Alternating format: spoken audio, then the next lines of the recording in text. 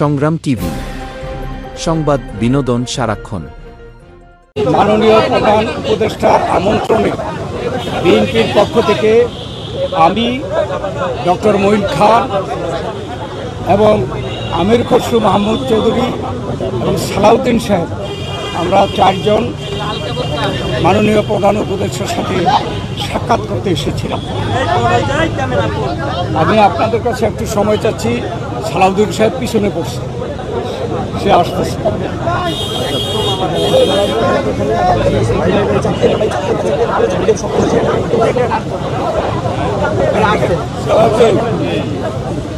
এটা কি বলে আসতে? ধন্যবাদ আপনাদেরকে আমাদের জন্য অপেক্ষা করার জন্য। মাননীয় প্রধান উপদেষ্টা আমাদেরকে আমন্ত্রণ জানিয়েছিলেন তার সাথে সাক্ষাৎ করার জন্যে।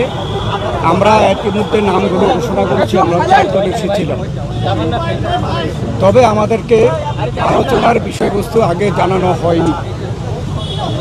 বর্তমান রাজনৈতিক প্রেক্ষাপটে আমরা যা আন্দাজ করতে পেরেছিলাম তার উপরে ভিত্তি করে তাদের সামনে তুলে ধরতে চাই। বাংলাদেশে গণতন্ত্র উত্তরণের লক্ষ্যে বিএনপি প্রথম থেকেই একটি সুস্পষ্ট জাতীয় নির্বাচনী রোডম্যাপ দাবি করে আসছে। আপনারা জানেন যে আমরা এটা প্রকাশ্যভাবে দাবি করে আসছি।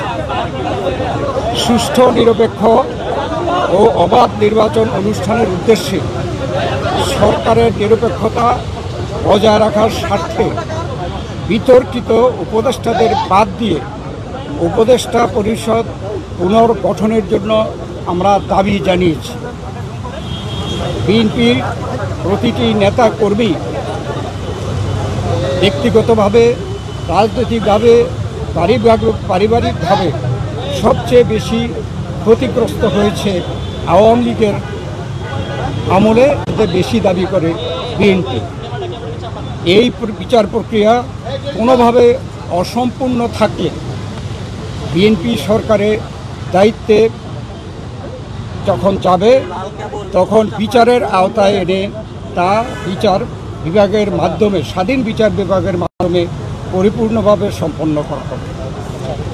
নির্বাচন সংশ্লিষ্ট সংস্কার কার্যক্রম অবিলম্বে সম্পন্ন করে ডিসেম্বরের মধ্যে জাতীয় সংসদ নির্বাচন অনুষ্ঠানের জন্য দ্রুত একটি রোডম্যাপ প্রদানের দাবি আমরা জানিয়েছি।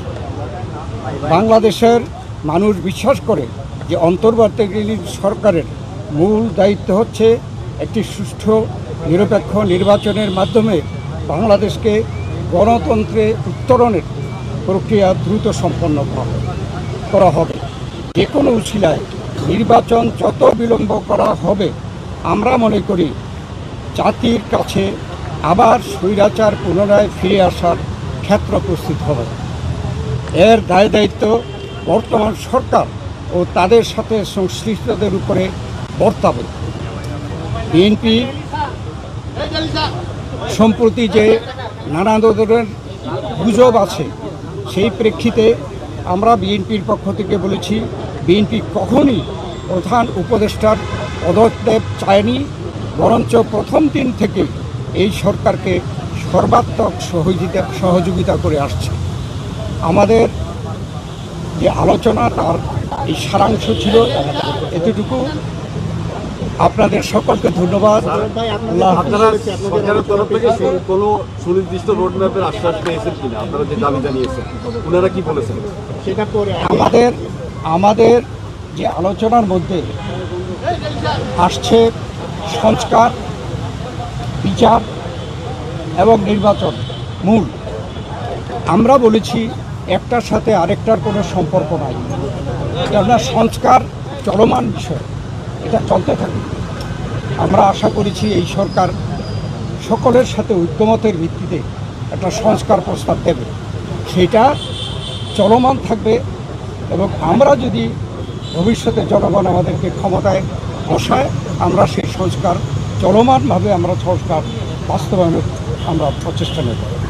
আর মামলাগুলোর ব্যাপারে বাংলাদেশ জাতীয়তাবাদী দলের আমাদের দেশনেত্রী বেগম খালেদা জিয়া, ভারপ্রাপ্ত চেয়ারম্যান তারেক রহমান থেকে শুরু করে আমরা এবং সেই তৃণমূল পর্যন্ত আমাদের নেতাকর্মীরা সবচেয়ে বিক্ষুব্ধ। আমরা এই স্বৈরাচারী ফ্যাসিস্ট সরকারের কর্তা ব্যক্তিদের এবং যারা দায়ী তাদের বিচার চাই। অতএব আমরা তো বিচারের পক্ষে, তবে বিচার ব্যবস্থা যে স্বাধীন চাই, আমরা স্বাধীন বিচার ব্যবস্থা, এই বিচার সম্পন্ন করবে। এটাও কোনো দিন তারিখ ঠিক করে দেওয়া সম্ভব না। এবং আমরা বলেছি যে যেগুলো সম্পন্ন না হবে সেগুলো যদি বিএনপি ক্ষমতায় যায় তাহলে বিচারের আওতায় এনে স্বাধীন বিচার ব্যবস্থার মাধ্যমে এই বিচার সম্পন্ন করা হবে। তার মানে কি আপনারা আজকেও কোনো আশ্বাস পান নাই সুনির্দিষ্ট রোডম্যাপে? না, এটা স্পেসিফিক কোন রকমের এরকম কথা হয় নাই, উনি স্পেসিফিক জানান নাই। আমরা আমাদের দাবি জানিয়েছি, হয়তো বা ওনারা ওনার প্রেসের মাধ্যমে জানাবেন, সেই জন্য আমরা অপেক্ষা করব। সন্তুষ্ট কিনা? এখনো প্রতিক্রিয়া জানানোর দরকার নেই, ওনার প্রেস সেকশন কি বলে তারপরে আমরা প্রতিক্রিয়া দেবো। কতটুকু হয়েছে আপনারা ওনার প্রেসকে আগে কথা বলতে বলবে, তারপরে আমি একটু বলি, মূলত সংস্কার এবং বিচার, নির্বাচন, এই তিনটার উপর আলোচনা হয়েছে এবং সংস্কারের ব্যাপারে আমরা এটা পরিষ্কার এবং ওনারা একমত হয়েছে। সংস্কার যেখানে ঐক্যমতের ভিত্তিতে হওয়ার কথা তার ভিত্তিতে সংস্কার কাজ সম্পন্ন হবে এবং সেই কাজ অতি সহসা সম্পন্ন করা সম্ভব, এখানে কোনো দ্বিমত পোষণ করেন না। বিচার ব্যবস্থা বিচার বিভাগ করবে এবং বিচারের আওতায় আনার ব্যাপারে যে আলোচনা হয়েছে এখানে ওনাদের কোনো দ্বিমত নাই। সুতরাং ডিসেম্বরের আগেও নির্বাচন করা সম্ভব, এই আলোচনা হয়েছে। তিনটি বিষয়, হ্যাঁ, পদত্যাগের ব্যাপারে আমরা লিখিত বক্তব্যে জানিয়েছি, আগেও জানিয়েছি। নিরাপত্তা উপদেষ্টা এবং আর দুইজন ছাত্র উপদেষ্টা যাদের কারণে এই সরকারের নিরপেক্ষতা ক্ষুণ্ণ হচ্ছে তাদেরকে বাদ দেওয়ার জন্য আমরা আজকেও লিখিত বক্তব্য আমরা দিয়েছি, মুখেও বলেছি। সেই আশ্বাস ওনারা দেখবেন, আমরা আমাদের বক্তব্য দিয়েছি। যে তিনটি বিষয় নিয়ে আমরা কথা বলেছি আপনারা শুনেছেন, সংস্কার, বিচার এবং নির্বাচন। আমরা স্পষ্ট ভাষায় বলেছি যে দে আর মিউচুয়ালি এক্সক্লুসিভ, একটার সঙ্গে আরেকটার কোনো সম্পর্ক নেই।